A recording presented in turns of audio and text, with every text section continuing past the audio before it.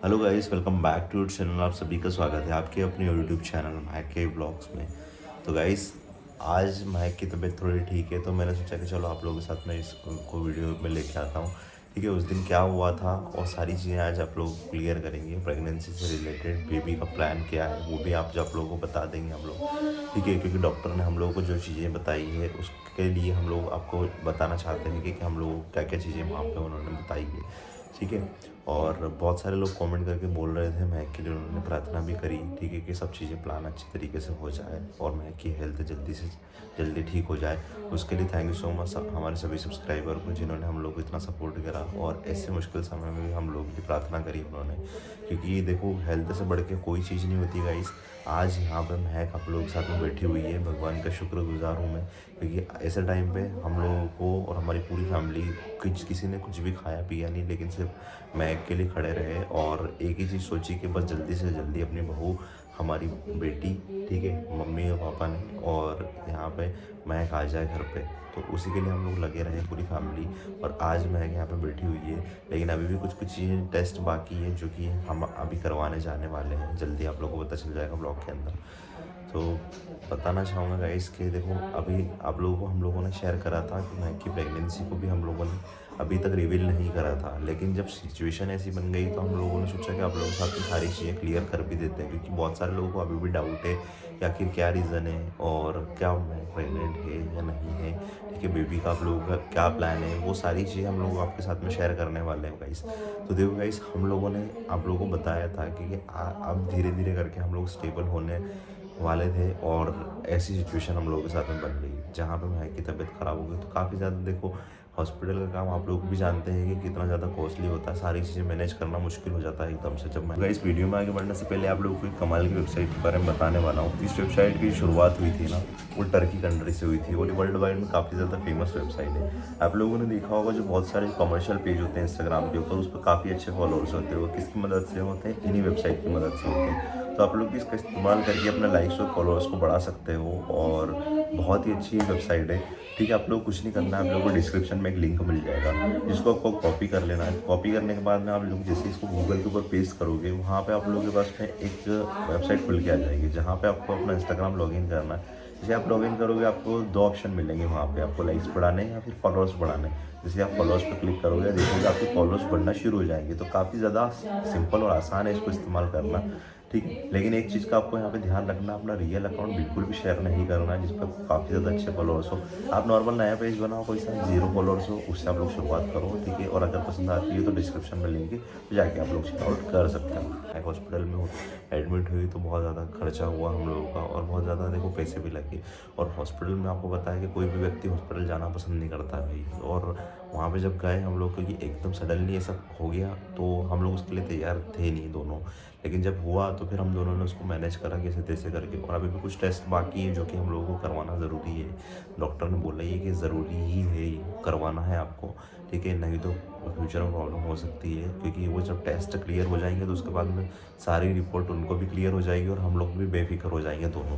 क्योंकि अगर हम लोग नहीं करवाएंगे तो बाद में हम लोगों को भी प्रॉब्लम फेस करनी पड़ सकती है। डॉक्टर ने क्लियर ये चीज़ें कह दी है। ठीक है, और रही बात महक की हेल्थ को लेके, तो जब एडमिट हुई महक, तो एक चीज़ का हम लोगों को ख्याल नहीं रहा, तो हम लोगों को ख्याल रखना भी चाहिए था वहाँ पे।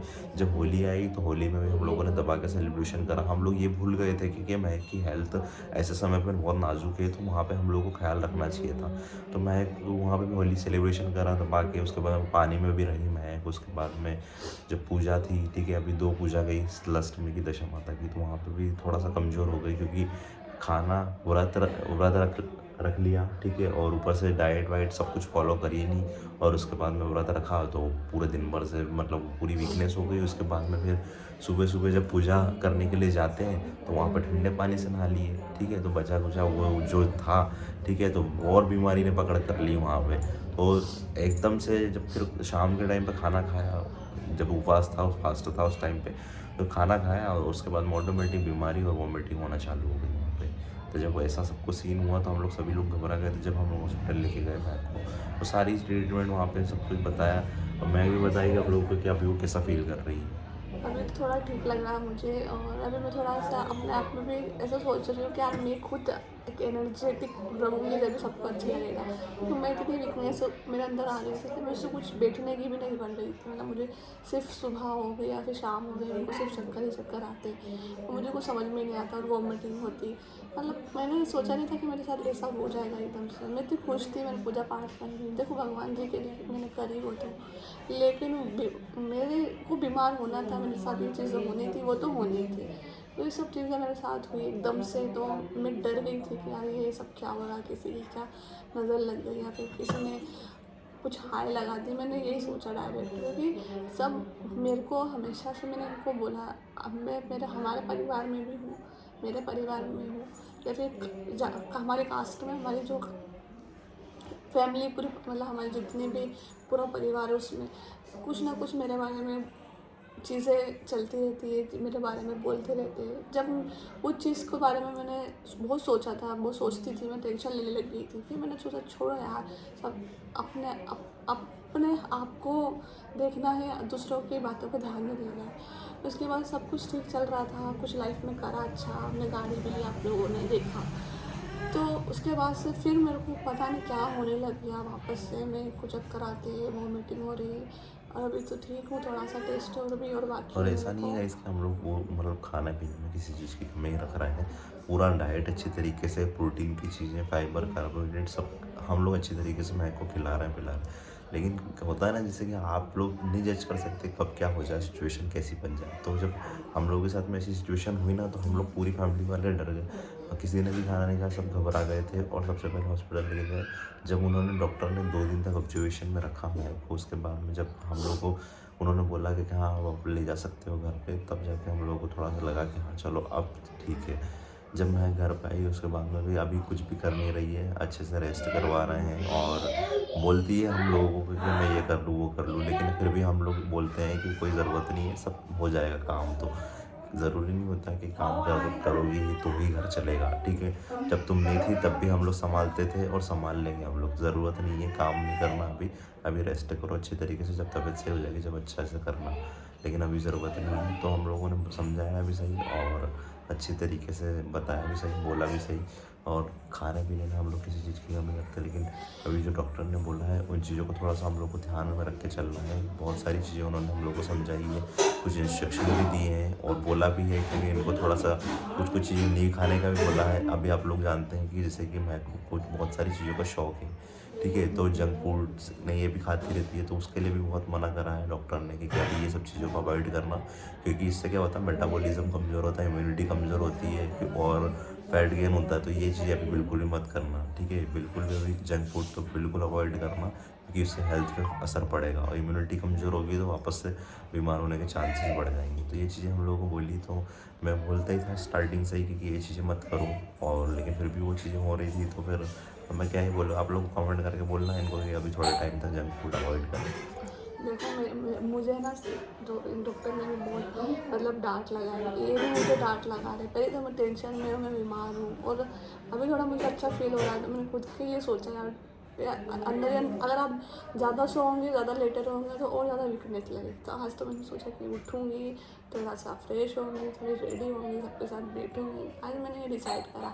अभी मैं थोड़ा वीकनेस है बॉडी के अंदर, लेकिन धीरे धीरे सब ठीक होगा मुझे। धीरे धीरे रिकवरी तो हो जाए, हो रही है जंक बॉडी फूड की अभी। की बात करते हैं तो जंक फूड देखो मैं इतना नहीं खाती हूँ, इतना बहुत कम ही से खाती हूँ जंक फूड से मेरे को दिक्कत नहीं है। आपको पता है ना मुझे दिक्कत कैसे हुई है, फिर आप जंक फूड का कैसे बोल अब सकते रही हैं। बात जैसे कि हमारे साथ में कौन कौन खड़े रहे हैं वहाँ पे, गाइस देखो हमारी पूरी फैमिली तो वहाँ पे खड़ी ही थी, लेकिन जैसे हमारी दूसरे फैमिली वाले जैसे कि हमारे काका और ये सब लोग, ये तो हमारे साथ में हमेशा रहते ही है, ठीक है। लेकिन जो बाहरी कुछ लोग थे जिनसे हम लोगों को एक्सपेक्टेशन थी, ठीक है गाइस, लेकिन ऐसे समय पे वो लोग भी नहीं खड़े रहे। यही तो तो कहीं ना बोलना चाह कहीं रही थी कुछ मैं कुछ कि चीज़ें मेरी ऐसी फैमिली में बुरी लगी है वहाँ हम लोगों को भी और फैमिली वाले को भी, क्योंकि इतना किसी को मानो आप, और जब आप मुश्किल समय में हो तो जब कोई खड़ा नहीं हो तो थोड़ा सा बुरा वहाँ पे लगता भी है, मम्मी लेकिन को फ़ोन लगा के ऐसा ज़रूर बोलते हैं कि बताया नहीं, बीमार हो गई थी, बोलना चाहिए। तो